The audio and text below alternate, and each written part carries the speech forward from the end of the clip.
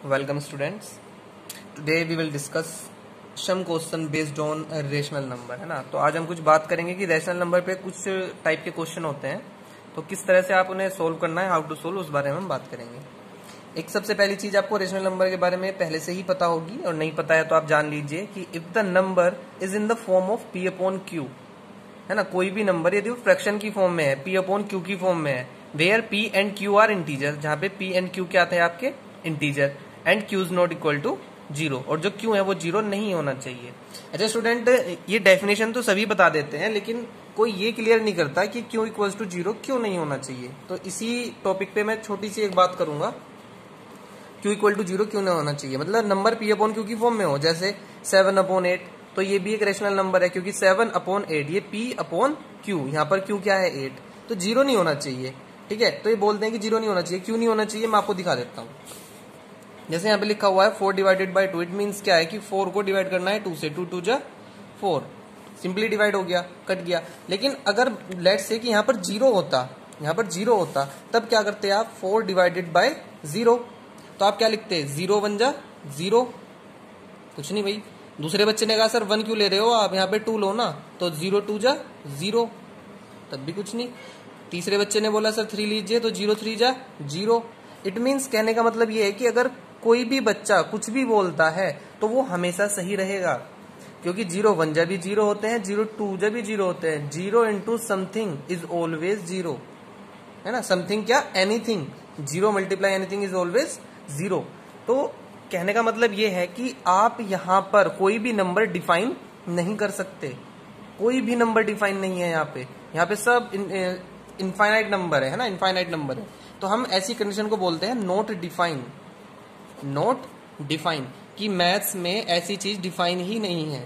ठीक है जी स्टूडेंट, तो इसलिए बोलते हैं कि rational number P upon q की फॉर्म में होना चाहिए, लेकिन डिनोमिनेटर जो है वो जीरो नहीं होना चाहिए। अगर जीरो हो जाता है तो आपने देखा भी कि क्या यहाँ पे दिक्कत हो गई थी। ठीक है, अब कुछ अगर मैं एग्जांपल्स की बात करूं कि रेशनल नंबर के एग्जांपल क्या होंगे, तो मेरे प्यारे बच्चों कुछ भी डाल दो, 7/3, 9/4, 15/11, और भैया 7 भी एक रेशनल नंबर है, क्यों, अपॉन में 1 लिख सकता हूं मैं। जितने भी नेचुरल नंबर हैं 1 2 3 4 5 ये सारे रैशनल नंबर ही तो है, इनके अपॉन में 1 लिख दो, क्या दिक्कत है, सब रैशनल नंबर है ये। ठीक है, दूसरी बात आती है कि एक इसमें क्वेश्चन ज्यादातर जो आता है आपकी क्लास में, उसमें क्या आता है कि कहते हैं कि लेट्स से कि 5/8 आपके पास कोई रैशनल नंबर है, और बोल रहे हैं कि इसका न्यूमरेटर 15 बनाओ, इसका न्यूमरेटर 15 बनाओ। अब कुछ बच्चे तो एक कह रहे होंगे कि न्यूमरेटर क्या होता है, तो भैया इसे बोलते हैं न्यूमरेटर, और नीचे वाले को बोलते हैं डिनोमिनेटर। हिंदी में इसे अंश बोलते हैं और इसे बोलते हैं हर। ठीक है, अंश हर, ठीक, न्यूमरेटर और डिनोमिनेटर। तो ये बोल रहे हैं कि इस 5/8 को कुछ इस तरीके से लिखो कि इसका जो न्यूमरेटर है वो कितना बन जाए, 15 बन जाए। तो एक बात का ध्यान रखना, अगर मैं यहाँ पे लिखता हूँ 4 = 2 + 2, ये बात सही है क्या, सही है भाई ये बात, 4 = 2 + 2 सही है। तो एक काम करूं मैं, 4 + 3 मैंने इधर ऐड कर दिए, और 2 + 2 3 मैंने इधर ऐड कर दिए, मतलब इसी में 3 मैंने यहाँ ऐड कर दिए, 3 यहाँ ऐड कर दिए। क्या ये बात अब बराबर नहीं होगी, होगी या नहीं, अब भी बात बराबर होगी। ठीक है, 4 और 3 7, 2 2 4 और 3 7, 7 7, अब भी दोनों ही बात इक्वल है। तो कहने का मतलब ये है कि अगर मैं किसी भी इक्वेशन में दोनों साइड सेम चीज से प्लस, सेम चीज से माइनस, सेम चीज मल्टीप्लाई या सेम चीज से डिवाइड करता हूं, तो इक्वेशन पे कोई इफेक्ट नहीं पड़ता। ठीक है, तो सेम चीज मैं आपको यहाँ बताना चाह रहा हूँ। ये 5/8 लिखा हुआ है, 5/8 कह रहे हैं कि इसका न्यूमरेटर जो है ना वो 15 बना दो। तो क्या मैं इसमें 3 ऊपर और 3 से नीचे मल्टीप्लाई नहीं कर सकता, क्योंकि देखो 3 से 3 कैंसिल हो जाएगा, फिर भी फ्रैक्शन आपके पास 5/8 ही बचेगी। कर सकता हूँ ना 3 से मल्टीप्लाई और 3 से डिवाइड। तो सिंपली अब देखो फ्रैक्शन क्या बन जाएगी, 5 3 जा 15 और 8 3 जा 24 बन गई। अब ये भी तो एक रैशनल नंबर है, और इसका न्यूमरेटर कितना है 15। तो आपको बस यही शो करना था कि इस 5/8 में कुछ ऐसा करो कि उसका जो न्यूमरेटर है वो 15 बन जाए। ठीक है, इसी तरह के क्वेश्चन है आपके पास। कभी कभी बोलते हैं कि उसे स्टैंडर्ड फॉर्म में दिखाइए।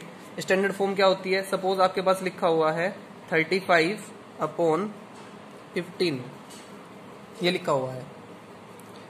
सॉरी आपको विजिबल नहीं हो रहा होगा, यहाँ पे देखते हैं। ये लिखा हुआ है 35 अपॉन 15। कह रहे हैं कि इसको सिंपल फॉर्म में लिखो या इसको स्टैंडर्ड फॉर्म में लिखो। तो simple form standard form difference नहीं होती। तो आपको क्या करना है, इनको किसी एक नंबर से, है ना, you have to select one number, कोई भी एक नंबर सेलेक्ट कीजिए और इनको डिवाइड कीजिए। ठीक है, मैंने 5 उठा लिया, 5 3 जा 15 और 5 7 जा 35।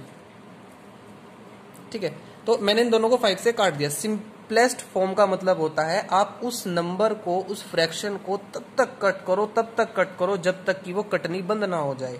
इट मीन्स, अब कटने का मतलब ये नहीं है इसको आपने 15 से काट दिया, इसको 35 से काट दिया कि लो जी कट गई, नहीं। सेम नंबर से, बात सुनिएगा, सेम नंबर से दोनों चीज कटनी चाहिए। अब यहाँ पे 3/7 आ गया, सॉरी 7/3 आ गया। अब ये जो फ्रैक्शन है ये किसी भी नंबर से नहीं कटेगी। ठीक है, तो आपको इस तरीके से ये चीज करनी है। स्टूडेंट सब्सक्राइब कर लें चैनल, सो दैट कि आपको जो मैं वीडियोस अपडेट करता हूँ, डालता हूँ, उसकी नोटिफिकेशन मिल जाए।